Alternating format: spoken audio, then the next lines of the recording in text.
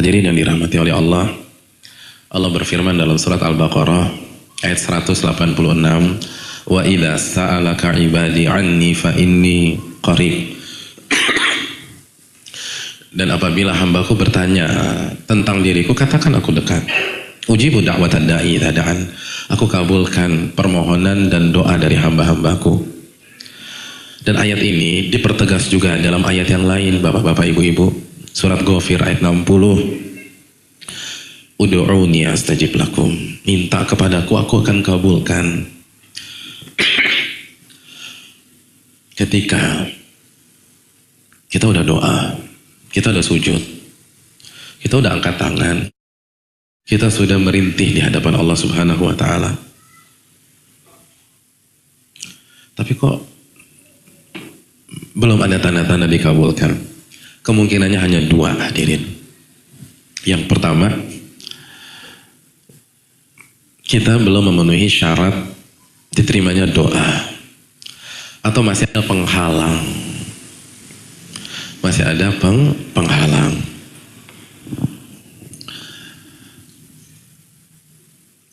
Ustadz, tapi syarat-syaratnya dan penghalang syarat-syaratnya sudah saya penuhi.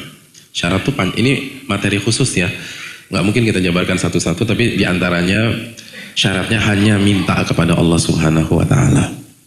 Jadi mentauhidkan Allah. Tapi kok belum dikabulkan, Ustadz? Maka kemungkinan yang kedua, dikabulkan. Enggak, Ustadz, dikabulkan. Tapi Allah punya 3 cara mengabulkan doa kita. Kata Nabi SAW dalam hadis yang sahih, tidaklah seorang hamba berdoa kepada Allah dengan doa yang tidak ada muatan zalim atau memutuskan tali silaturahim. Jadi muatan doanya itu bukan sebuah kemungkaran. Bukan sebuah kemungkaran. Jadi kalau doanya kemungkaran jelas gak diterima. Itu penghalang doa kemungkaran. Contohnya apa? Misalnya orang yang lagi sakau doa, ya Allah, pertemukanlah saya sama bandar malam hari ini, ya Allah, saya udah gak kuat lagi, gitu. Minta karena bandarnya pulang kampung misalnya. Nah ini mungkar. Ya Allah, saya pengen tidur sama wanita itu, tapi belum cocok harga. Luluhkan hatinya ya Allah. Ya Allah, luluhkan hati. Dia minta 5 juta, malam ini saya cuma 2-3 juta. Gitu, itu nggak boleh, haram. Jadi intinya selama doanya bagus, Allah akan ijabah dengan 3 cara. Cara yang pertama kata Allah, an yu'ajjila lahu fid dunya. Allah akan kasih permintaannya di dunia. Minta mobil dikasih mobil oleh Allah. Minta rumah dikasih. Minta jabatan dikasih. Minta anak dikasih sama Allah anak. Jadi dikasih itu. Minta bebas, dibebasin sama Allah Subhanahu wa Ta'ala. Tapi itu bukan satu-satunya cara dikabulkan. Masih ada 2 lagi. Yang kedua, an yaddakhira lahu fil akhirah. Allah nggak kasih di dunia, tapi Allah simpan sehingga Allah berikan di akhirat. Ada orang minta rumah sampai meninggal tetap jadi kontraktor, kontrak sana kontrak sini. Tapi Allah kasih istana di surga. Allah kasih istana di surga. Ada jomblo minta istri gitu. Ternyata meninggal dalam kondisi jomblo. Allah akan nikahkan dengan bidadari nanti di sana. Masya Allah. Makanya semangat jadi jomblo. Kok jadi begitu kesimpulannya Pak Ustadz? Iya. Iya kan enak. Enak kan dua-duanya. Nikah di dunia juga di sana juga dapat ya. Jadi ditaruh di akhirat. Loh kenapa nggak di dunia? Karena Allah tahu kalau dikasih ke dunia nggak bagus buat dia. Jadi error dia.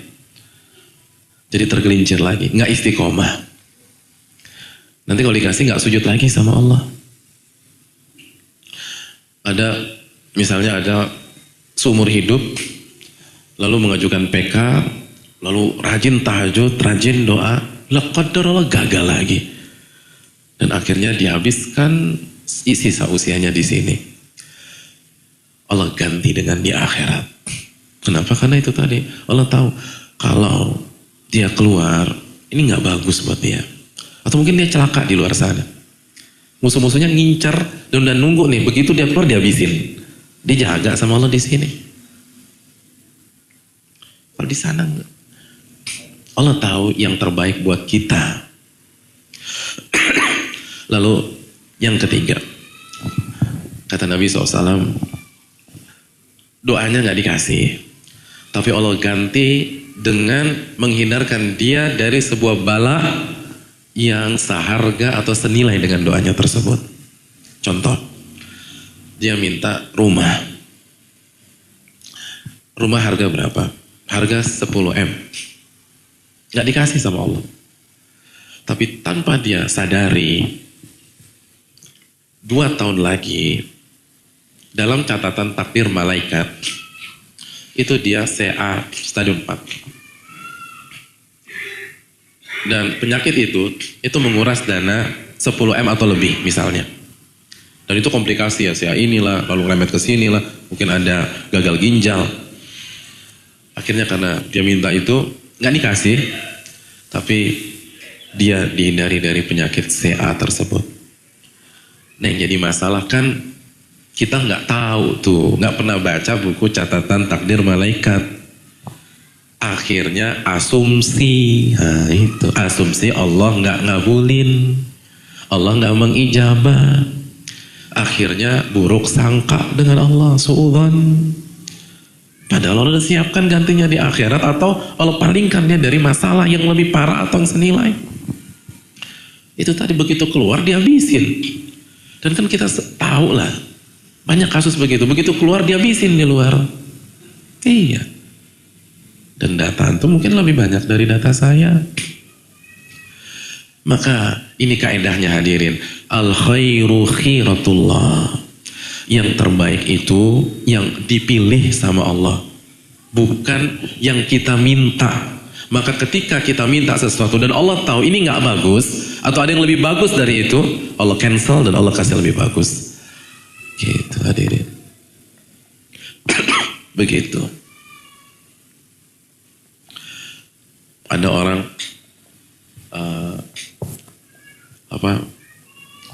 yang di desanya cuman ada Avanza. Dia nitip sama sahabatnya udah sukses besar. Saya mau Avanza, ini uang. Sama sahabatnya diberikan Innova. Karena dia nggak ngerti Innova, karena di desa cuma Avanza, dia marah tuh. Saya kan pesan Avanza tuh, Avanza keren banget. Jangan marah dulu, ini lebih keren lagi. Cuman Anda nggak ngerti. Dan jadi masalah kalau gitu kita bisa apple to apple. Kalau takdir kan karena takdir adalah rahasia Allah, kita nggak bisa tahu tuh. Nah yang penyakit kita nih itu selalu kalau ada masalah kita berpikir kemungkinan terburuknya, bukan mohon maaf, kalau ada masalah kita selalu berpikir kemungkinan terbaiknya, bukan terburuknya. Jadi contohnya gini, kalau kita ada opsi nih, misalnya dari Cikampek mau ke dari Bekasi mau ke Soekarno-Hatta, ada 2 opsi, lewat Tanjung Priok atau lewat Semanggi. Kita putuskan lewat Semanggi. Ternyata macet. Lalu kita kedua, tuh kan macet, coba lewat Tanjung Priok. Apalagi kalau ada Waze kan cek-cek tuh kan lancar. Coba lewat Tanjung Priok. Hadirin, padahal lewat Tanjung Priok tuh belum tentu duluan nyampe. Tapi kan lancar Ustadz, iya lancar. Kalau ditabrak dari belakang, pas lancar ban mobil pecah. Gitu. Nggak ke Suta akhirnya. Ke karet pivak gitu, mati dia. Jadi selalu coba begini. Anda kan belum ngalamin, jangan sok tahu. Allah itu udah paling baik deh. Nah kayak gini nih kita ingat Al-Baqarah 216. Wa asa an takrahu syai'an wa huwa khairul lakum. Bisa jadi yang kalian anggap buruk itu yang terbaik buat kalian. Wa asa an tuhibbu syai'an wa huwa syarrul lakum. Sebaliknya, yang kalian anggap baik itu buruk buat kalian. Solusinya apa Ustaz? Closing statementnya, wallahu ya'lamu antum la ta'lamun. Allah yang maha tahu, kalian gak ngerti apa-apa. Bisa jadi kita di sini selama beberapa tahun itu diselamatkan oleh Allah. Karena kalau pada hari-hari ini kita di luar, kita tetap berkarir, kita berada di posisi kita, itu makarnya lebih dahsyat lagi. Tapi kan masalahnya kita nggak bisa nyontek Lauhul Mahfuz. Jadi suudzon sama Allah, buruk sangka. Ini kalau saya nggak kena kasus ini, karir saya begini, belum tentu. Bisa jadi di kerjaan lebih parah lagi, atau memang kita khilaf, kena kasus habis sudah. Oleh karena itu, wallahu ya'lamu antum la ta'lamun. Allah yang lebih tahu, kita nggak ngerti apa-apa. Ketika Allah takdirkan kita di sini, di hari-hari ini, Allah tetapkan bapak-bapak sekalian menjalani hari-hari ini di dalam penjara, maka ini yang terbaik buat kita. Di luar tuh nggak baik, cuman kita nggak tahu aja.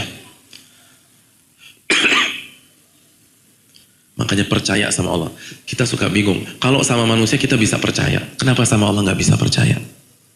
Manusia tuh bisa tuh. Dokter suruh operasi, kita nggak nanya-nanya lagi tuh. Operasi.